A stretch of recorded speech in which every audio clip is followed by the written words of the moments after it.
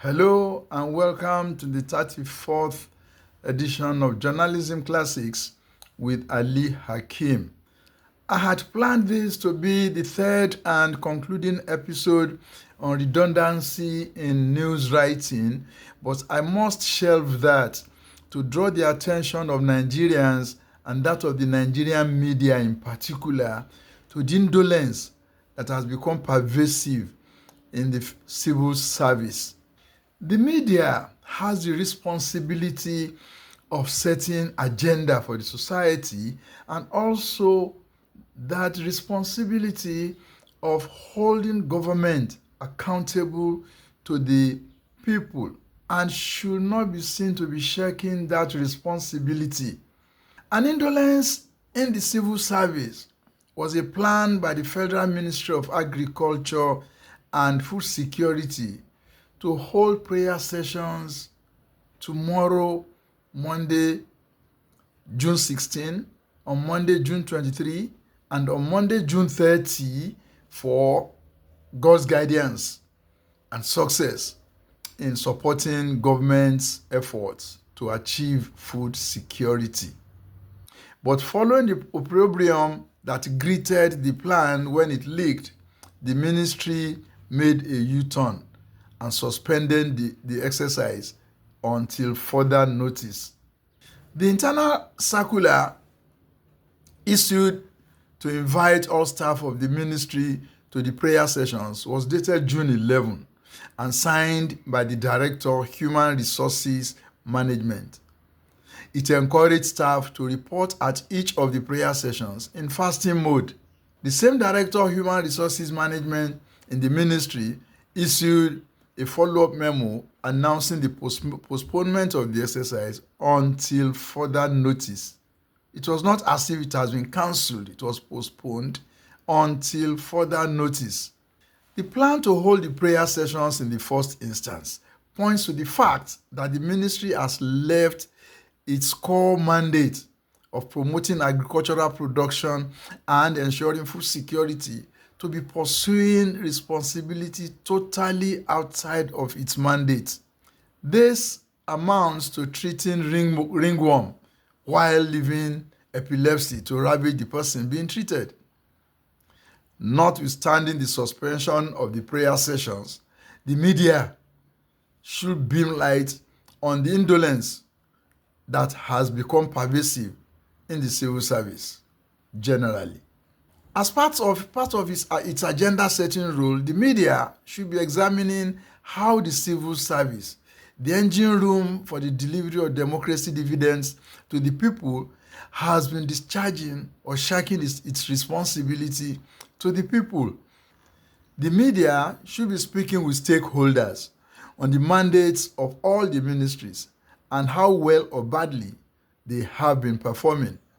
Questions to ask is the holding of prayer sessions part of the mandate of the Ministry of Agriculture and Food Security or of any other ministry? Is the holding of prayer sessions during work hours part of the job description of civil servants? How many man hours would have been lost in the 30-minute prayer session in each of those 3 days planned for the mundane exercise?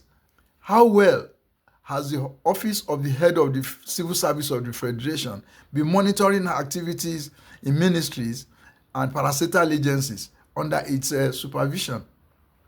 Did it approve of the shelved prayer session by the Ministry of Agriculture and Food Security? What is the Secretary to the Government of the Federation doing about this, since each ministry has a permanent secretary who is a political appointee charged with the responsibility of the day-to-day running of each of these ministries? The media must bear in mind that the prayer sessions were only postponed until further notice, meaning that the exercise could come up at a later date. As part of its agenda-setting role, the media should keep discussions alive on this prayer plan and demand that the plan be totally cancelled rather than being suspended until further notice. The media should be pointing to issues that should be gaining the attention of the Ministry of Agriculture and Food Security and other ministries, as a matter of fact, rather than engaging in unproductive prayer sessions. Is it even not out of place that Nigerian civil servants spend work hours to attend to issues of the spirit rather than putting their hands on productive work? In 2024, for instance, Nigeria, with its 21.2 million heads of cattle, imported 60% or 96 million liters of the 1.6 billion liters of milk it consumed. This means that the country produced only 640 million liters of milk throughout 2024. And the heads of the ministry are focusing on prayer sessions rather than on improving agricultural productivity. Compare that to Norway, that had only 71,800 heads of cattle in 2024, but produced 1.5 billion liters of milk. Nigeria had 295 times more cows than Norway in 2024. But Norway produced more than 200% of milk produced in Nigeria in the same 2024. Norway did not achieve that high level of milk production through prayers or by praying. It worked assiduously on the fields to achieve that feat. This and other germane issues is what the Ministry of Agriculture and Food Security should be focusing on and not holding prayer sessions. The media has the responsibility to show the way to this ministry and to other ministries. Will the prayer sessions planned by the Ministry of Agriculture and Food Security have addressed farmers' herders clashes? Will it have addressed the needed shift from nomadic cattle grazing to modern state of technology animal husbandry? Would it not have been better for the Ministry of Agriculture and Food Security to seek ways of collaborating with the Ministry of Livestock Development to assist smallholder farmers tending livestock in the rural areas? Will the 3-day prayer session reduce the price of grains in the marketplace? Will the prayers have halted post-harvest losses by farmers? Will the prayers make roads to farms motorable to end the drudgery farmers endure to bring farm produce from their farms to towns and cities? Will prayers bring about the much-needed mechanized farming across the country?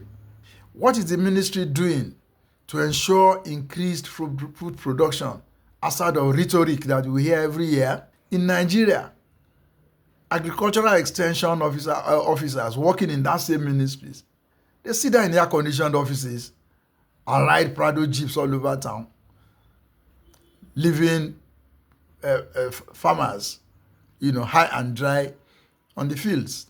Civil servants should leave prayers to churches and mosques and go to do the job for which they are employed. This is a wake-up call for the media to be up and doing, and also to work more on holding government accountable to the people. Thank you for watching this and other episodes of Journalism Classics. I shall be on your way again next Sunday, God willing. Bye.